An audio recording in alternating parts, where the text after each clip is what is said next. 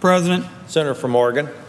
Mr. President, in just a few minutes, because it is very late or very early, if one might characterize the hour of the morning, I will be offering a unanimous consent request to pass Calendar 527 H.R. 5456, the Family First Prevention Services Act. And just to give a short description of this bill, there has been an enormous amount of bipartisan effort and goodwill to enact this legislation that many policy experts consider the most significant improvement in child welfare policy in decades. In the other body, Mr. President, the legislation passed unanimously, and there was superb work done by Chairman Brady, the Speaker, Congressman Ryan, Vern Buchanan, a whole host of colleagues on the Democratic side, Sandy Levin, Lloyd Doggett, a whole host of members, Leader Pelosi, enormous efforts. So you had the leadership, the Ways and Means Committee. They came together and passed the legislation unanimously. And the reason they did, Mr. President, is 500 organizations, groups representing children and pediatricians and the Catholic bishops, the Children's Defense Fund, all came together, and they said that the current policy today with respect to vulnerable children just defies common sense. In effect, you can't get help to the families when it really is most critical. When a family member, a parent, say, for example, is dealing with drug abuse or mental health, or a challenge where if they were able to get a modest amount of assistance, the family could come together again, be healthy, the youngster would be able to stay in the home. And very often in these kinds of instances, a grandparent or an uncle, if we made some modest changes in federal policy, could step in as well.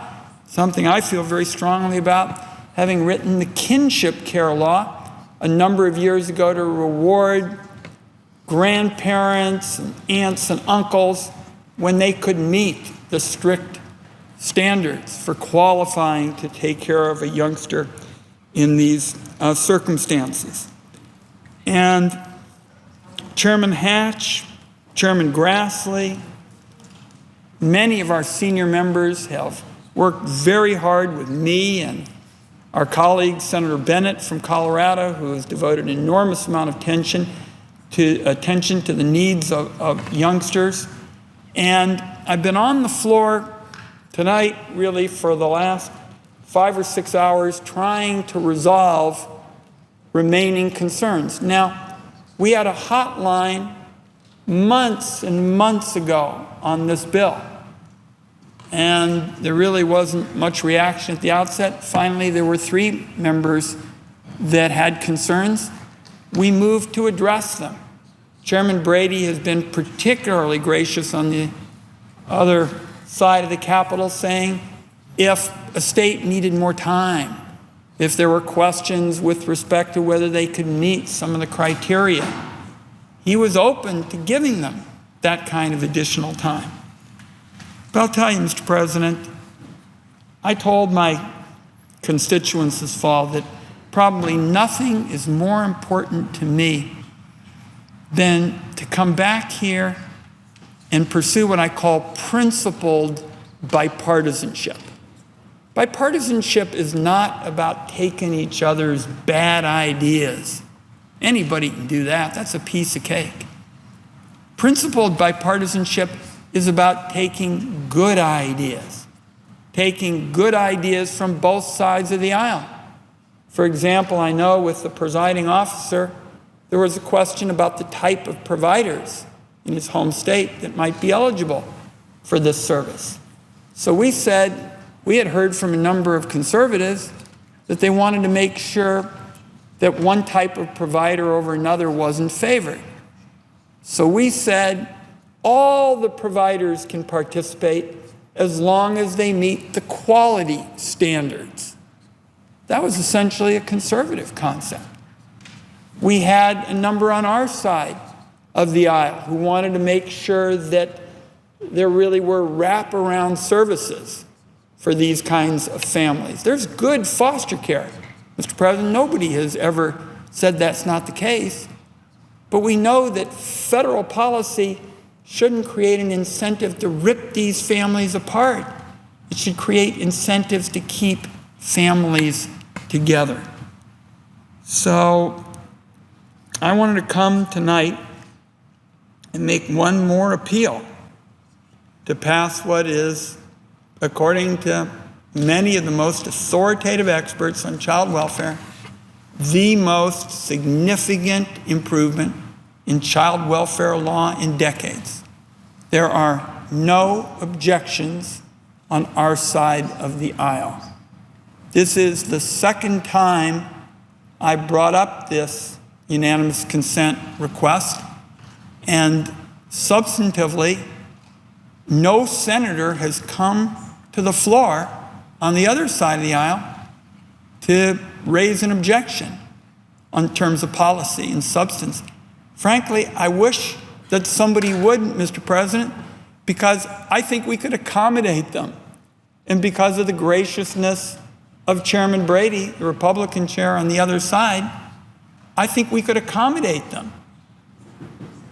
But no senator has come now for the second time this week to actually offer a substantive objection. So if you want what I call principled bipartisanship, which is what Chairman Hatch, Chairman Grassley, Chairman Brady, so many colleagues on both sides of the aisle have been working for, we've got to have colleagues who will come and actually voice their substantive objection. And I'm making it clear again tonight that if anyone on the other side of the aisle has a substantive objection, my guess is we could resolve it because there's been a lot of goodwill on both sides. But if people won't come and make a substantive objection, then it's hard to know what might satisfy them and allow us to proceed with this very important child welfare reform.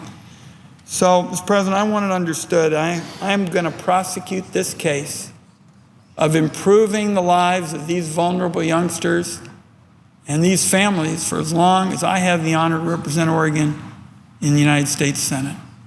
I think this is what public service is supposed to be all about. I'll continue to work in a bipartisan way. I think that's how you tackle the big issues, the big challenges facing our country. Nobody's really got enough votes to have it all their way. Certainly, if you want to have a policy that you can sustain, it's got to be bipartisan. So we're going to stay at this until we get it done. And with that in mind, Mr. President, I ask unanimous consent that the Senate proceed to the immediate consideration of Calendar 527, H.R. 5456, the Family First Prevention Services Act, that the Wyden substitute amendment be agreed to and the bill as amended be read a third time and passed. Is there objection? Mr. President, Senator from Arkansas.